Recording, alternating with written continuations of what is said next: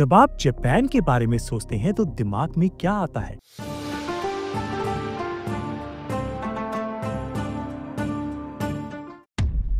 शायद एकदम perfect futuristic Wonderland, है ना? बुलेट ट्रेन्स माउंट फूजी के पास से निकल रही हैं।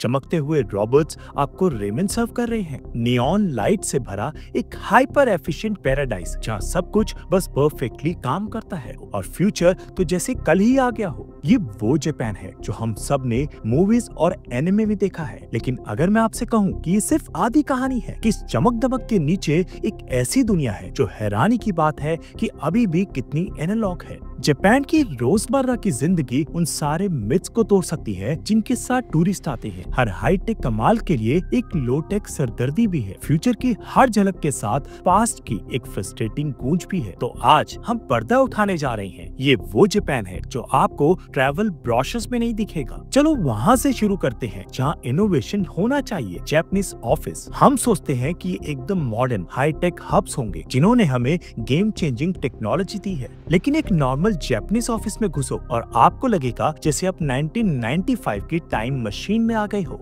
ऐसा इसलिए है क्योंकि पुरानी टेक्नोलॉजी आज भी वहाँ राज करती है, फैक्स मशीन। जबकि दुनिया भर ने डिकेड्स पहले ही ईमेल अपना लिया था, जापान में आज भी कई बिजनेसेस और सरकारी दफ्तर भी फैक्स पर ही निर्भर हैं। हाल ही में पेंडेमिक के दौरान कुछ ऑफिशियल केस रिपोर्ट्स फैक्स से भेजे गए थे, जिसकी वजह से देरी हुई, गलतियां हुई और ये इंटरनेशनल हेडलाइंस बन गई। ये सब उनके फिजिकल पेपर के कल्चरल प्रेफरेंस की वजह से है। उनका ये विश्वास है कि एक असली डॉक्यूमेंट डिजिटल फाइल से ज्यादा भरोसेमंद होता है। पेपर के इस ऑब्सेशन से हम एक और एनालॉग आइकन पर आते हैं, दी हैंको। ये एक पर्सनल सील यानी मोहर होती है जो सदियों से सिग्नेचर की जगह इस्तेमाल हो रही है। जापान में आप कॉन्ट्रैक्ट साइन नहीं करते, आप उस पर स्टैंप लगाते हैं। हर किसी को, यहाँ तक कि वहाँ रहने वाले फॉरेनर्स को भी अलग अलग चीजों के लिए अलग अलग सील्स रखनी पड़ती है। एक रजिस्टर्ड सील लीगल डॉक्यूमेंट्स के लिए, दूसरी बैंक के लिए और एक सिंपल वाली रोजमर्रा के कामों के लिए जैसे कोई पैकेज रिसीव करना। हालांकि सरकार डिजिटलाइजेशन पर जोर दे रही है और हैंको की जरूरत को धीरे धीरे खत्म कर रही है, लेकिन ये कल्चरल आदत तोड़ना मुश्किल है। ये छोटी सी खुदी हुई स्टैंप जापान के फुली डिजिटल दुनिया के प्रति विरोध का एक शक्तिशाली प्रतीक बनी हुई है। ठीक है, तो ऑफिसेज थोड़े ओल्ड स्कूल है, लेकिन दुकानें और रेस्टोरेंट तो स्टेट ऑफ द आर्ट होंगे, है ना? रॉबर्ट कैफेज के देश में आप यही सोचेंगे कि हर चीज के लिए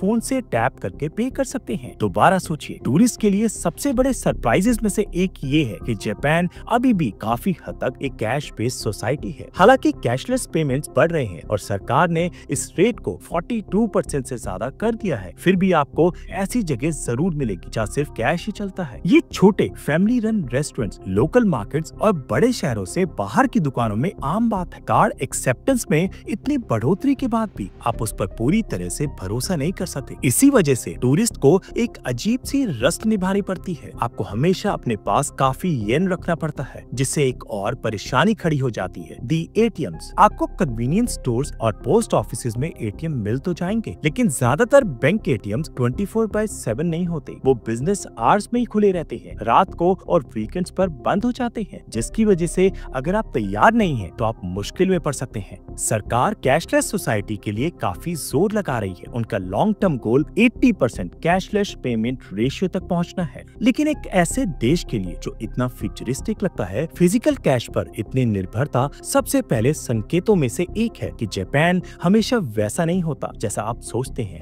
जापान अपनी सुविधा के लिए लेजेंडरी है। वहाँ की ट्रेन्स अपनी पंक्चुअलिटी के लिए फेमस हैं, जहाँ एवरेज डिले सेकंड्स पे नापा जाता है। हर कोने पर वेंडिंग मशीन्स हैं जो ठंडे ड्रिंक से लेकर गर्म खाना तक सब कुछ बेचती हैं। और कन्वीनियंस स्टोर्स यानी कॉम्बिनी एफिशिएंसी के मास्टरपीसेस हैं। लेकिन इस सुविधा की भी अपनी सीमाएं हैं और कभी कभी इसके साथ आती है एकदम कंफ्यूज कर देने वाली असुविधा। चलिए टूरिस्ट के लिए दो सबसे बड़े सर दर्द के बारे में बात करते हैं, वाईफाई और कूड़ेदान। अपनी टेक से भी इमेज के बावजूद फ्री पब्लिक वाईफाई उतना कॉमन या आसान नहीं है जितना आप उम्मीद करते हैं। हाँ, आपको ये बड़े एयरपोर्ट एयरपोर्ट्स, ट्रेन स्टेशन और कुछ कॉफी शॉप्स में मिल जाएगा, लेकिन अक्सर आपको एक अजीब से रजिस्ट्रेशन प्रोसेस से गुजरना पड़ता है। जैसे ही आप थोड़ा अलग रास्ते पर जाते हैं, आपका कनेक्शन गायब हो जाता है। इसी वजह से पॉकेट वाईफाई रेंटल्स और टूरिस्ट सिम कार्ड की एक पूरी इंडस्ट्री बन गई है, क्योंकि फ्री पब्लिक नेटवर्क्स पर निर्भर रहना आसान नहीं है। इससे भी ज्यादा अजीब है जापान में पब्लिक कूड़ेदानों की रहस्यमयी कमी। आप टोक्यो जैसे बड़े शहर में ब्लॉक्स तक चल सकते हैं और आपको अपनी खाली पानी की बोतल फेंकने के लिए एक भी जगह नहीं मिलेगी। देश एकदम साफ सुथरा है, लेकिन इसलिए क्योंकि वहाँ के नागरिक अपने कचरे की जिम्मेदारी खुद लेते हैं और उसे दिन भर अपने साथ रखकर घर ले जाते हैं। एक टूरिस्ट के लिए ये चीज जल्दी ही परेशान करने लगती है। आपके बैग में रैपर्स और कैंस भर जाते हैं और आप हमेशा उस एक दो कूड़ेदान को ढूंढते रहते हैं जो शायद आपको वेंडिंग मशीन के पास या ट्रेन स्टेशन के अंदर मिल जाए। ये एक ऐसा सिस्टम है जो वहाँ के लोगों के लिए बिल्कुल ठीक काम करता है, लेकिन ये दिखाता है कि जापानीज सुविधा सबके लिए बनाई गई है, हमेशा एक अकेले विजिटर के लिए नहीं। ये हाइपर मॉडर्न और हैरानीजनक रूप से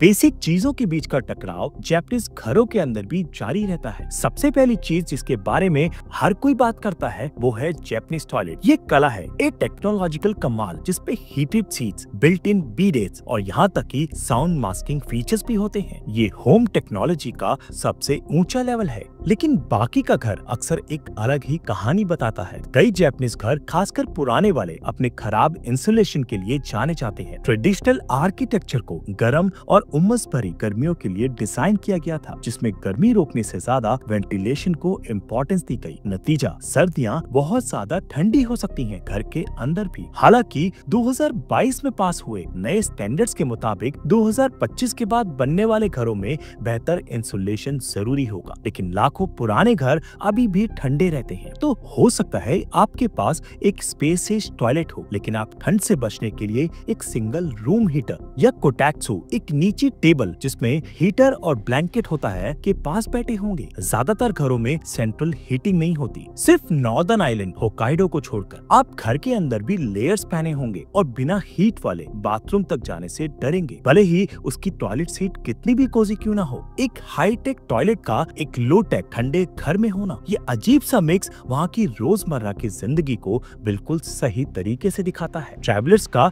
एक बहुत बड़ा अनुमान ये होता है कि जापान जैसे हाइपर डेवलप देश में इंग्लिश आम तौर पर बोली जाती होगी, लेकिन सच्चाई काफी अलग है। हालांकि स्कूल्स में इंग्लिश पढ़ाई जाती है, लेकिन दूसरे डेवलप देशों के मुकाबले यहाँ इंग्लिश उतनी अच्छी नहीं है। 2024 के EF इंग्लिश प्रोफिशिएंसी इंडेक्स में जापान 116 देशों में से 92 नंबर पर था, जिसे लो प्रोफिशिएंसी कैटेगरी में रखा गया है। टोक्यो और क्योतो जैसे बड़े टूरिस्ट स्पॉट्स में आपको स्टेशंस पर इंग्लिश में साइन मिल जाएंगे और होटल स्टाफ को भी थोड़ी बहुत इंग्लिश आती होगी, लेकिन जैसे ही आप किसी लोकल रेस्टोरेंट, छोटी दुकान या रास्ता पूछने जाते हैं, आपको लैंग्वेज बैरियर का सामना करना पड़ेगा। हालांकि कुछ सर्विस बताते हैं कि 20 to 30% लोग थोड़ी इंग्लिश जानते हैं, लेकिन बहुत कम लोग ही आसानी से बात कर पाते हैं।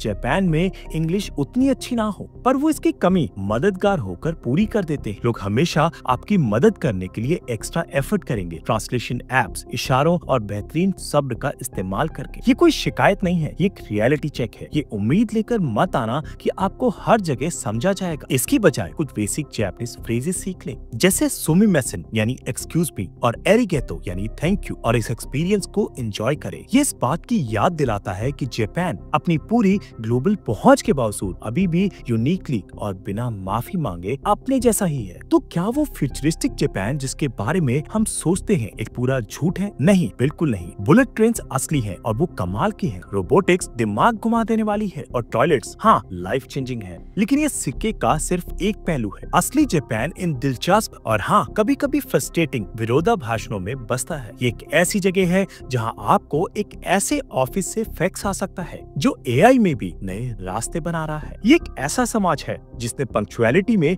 महारत हासिल की है, लेकिन अभी भी कैश और पेपर पर चलता है। ये एक ऐसी संस्कृति है जिसने दुनिया की सबसे एडवांस टेक्नोलॉजीज को अपनाया है और साथ ही अपनी पुरानी परंपराओं को भी जोश से बचाया है। और सच कहूँ तो यही चीज इसे इतना अमेजिंग बनाती है। जापान कोई बेजान फ्यूचरिस्टिक थीम पार्क नहीं है। ये कॉम्प्लेक्स, कई परतों वाला और दिल से इंसानी जगह है। पुराने और नए के बीच, एनालॉग और डिजिटल के बीच का ये टकराव, यही आपको इसका असली कैरेक्टर मिलेगा। तो नियॉन लाइट्स और रॉबर्ट्स के लिए आओ, लेकिन रुको उस हैरान करने वाली थोड़ी मेसी और शानदार सच्चाई के लिए, क्योंकि जो जापान आप असल में देखते हैं वो उस जापान से कई ज्यादा इंटरेस्टिंग है जिसे आप जानने का दावा करते हैं। जापान के बारे में सबसे सरप्राइजिंग चीज आपने क्या सीखी, नीचे कमेंट्स में बताओ। मुझे आपके थॉट्स पढ़ना अच्छा लगेगा। देखने के लिए शुक्रिया। और अगर आप ट्रैवल मिथ्स की सच्चाई पर और कंटेंट देखना चाहते हैं तो सब्सक्राइब जरूर करें। मिलते हैं अगली वीडियो में।